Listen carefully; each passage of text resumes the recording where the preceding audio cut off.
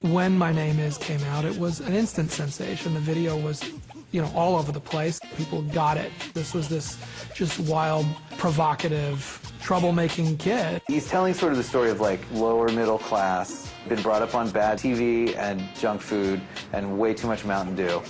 And he's like made that into this hyper cartoon that's just endlessly entertaining. And you could see the sort of character and actor. You know, Eminem was willing to be silly and stupid in a video to get his identity across, get his character across. And it's sort of like, you know, channel surfing on crack. It just really like summed up the time in sort of like a voice that certainly hadn't been heard in hip-hop. The video didn't just connect with fans, it generated an unprecedented reaction in the media. I was assigned to just write, you know, a 300-word story about the video. All of a sudden, I was basically told, like, well, the 300-word story is going to be a cover story, and you're going to Detroit. He got the cover of Rolling Stone before his album came out.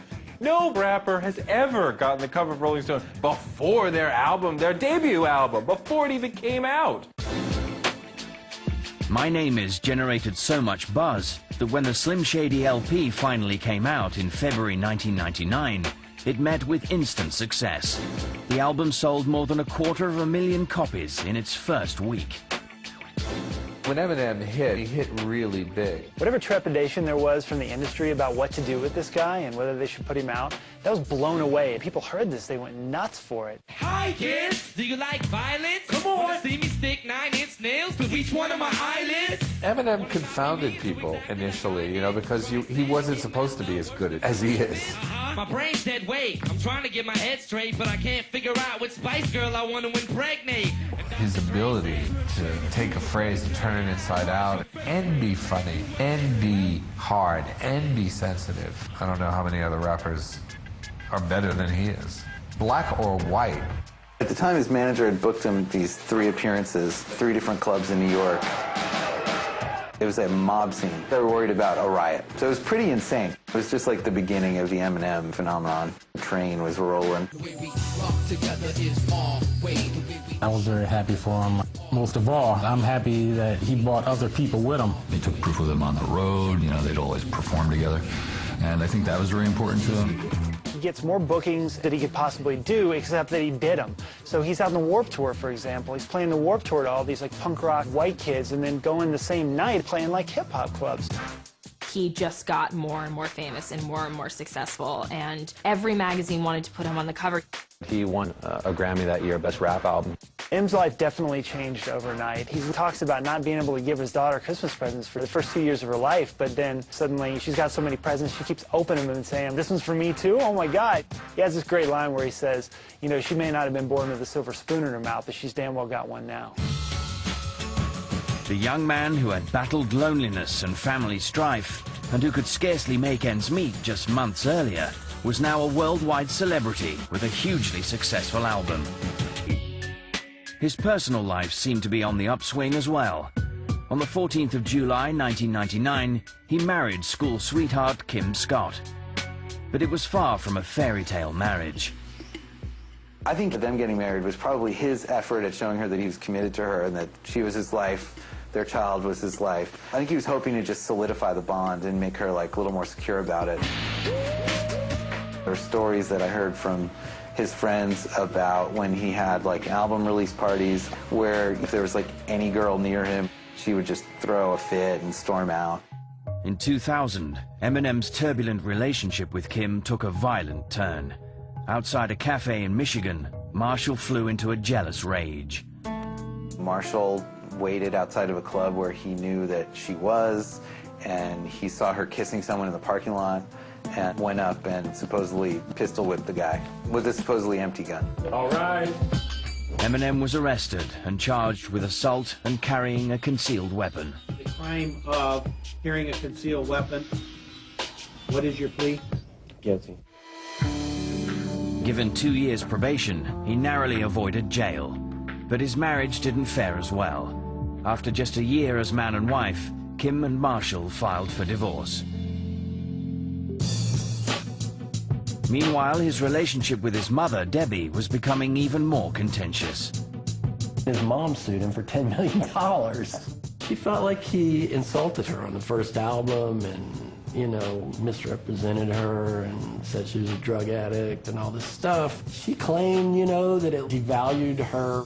Debbie's defamation suit was eventually settled for $1,600, but Eminem was just at the beginning of defending his inflammatory lyrics.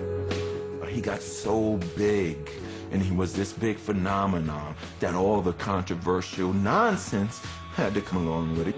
Eminem came under a lot of fire for the brutality and explicitness in the rhymes that he was writing.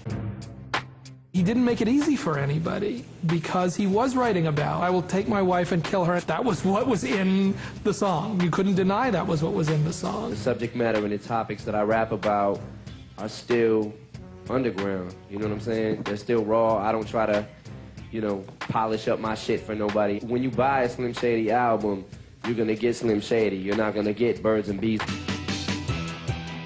Billboard magazine and Timothy White, who was the editor then, sort of took this as, you know, almost a crusade to editorialize about the dangers of what the Eminem record represented, that it was just, you know, the worst manifestation of all the bad things that were going on in hip-hop. And that was coming from inside the music business. I don't feel like I have to compromise my style for nobody. Here's a white kid saying stuff that really rappers had said for years before, but they looked at it as a problem that was happening over there, and now you've got this guy who looks like your son. You have suburban white American kids who are buying these records. He's the new spokesman for a generation, saying these controversial things, and I think all of a sudden it's a problem. I love all the controversy. We're pushing buttons. Wait till the next record. Eminem's second album, 2000's The Marshall Mathers LP, was an even bigger success, commercially and critically. He sold 1.7 million copies his first week, broke the record for fastest-selling hip-hop album in a week. He broke the all-time solo record sales, which had been held by Britney Spears for Baby One More Time. It didn't just sell more copies, it sparked an even more ferocious critical backlash. The next round of criticism for Eminem focused most primarily on the homophobic piece of his writing, negative epithets and imagery and language about gay people. A lot of his lyrics are schoolyard kind of insults. A lot of really loose language. And so he throws around homophobic slurs. Eminem saw the word is a very different word. He goes, well, you know, that word means something else. I mean, I don't have anything against gay people. A lot of groups like GLAAD were really offended by a lot of his lyrics. There were organized protests. There were calls to ban his music. There was a lot of hoopla about it. He became the guy, you know, the kind of poster boy for misogyny and homophobia. This is someone who is just spewing poison and venom to make money. And everything came to a head around the Grammy nominations that he received for that album. Now you had the governing body of the music business endorsing him, you know, getting behind him, giving him these nominations. And that was enough to motivate GLAAD, the Gay and Lesbian Alliance Against Defamation, to protest at the 2001 Grammys. Eminem had been nominated for 4 awards. When he arrived at the Staples Center in Los Angeles, anticipation was building inside, but just outside, pressure from protesters was mounting. 2, 4, 6, 8, Eminem is full of hate. Gay protesters thought Eminem shouldn't even have been considered for a music award, so angry are they at what they see as his anti-homosexual lyrics. But when he stepped on stage that night, Eminem answered the protesters in a surprisingly conciliatory way. His response was that he went and did a live performance with Elton John. Probably the most prominent gay pop star saying, yeah, whatever, this is fine. You had Elton John singing with him, alongside him. And at the end of the song, holding hands with him. He's a man, I'm a man. Nothing more to it. Like, you really want to keep pointing fingers at me that I'm homophobic when I'm hanging with Elton? Come on.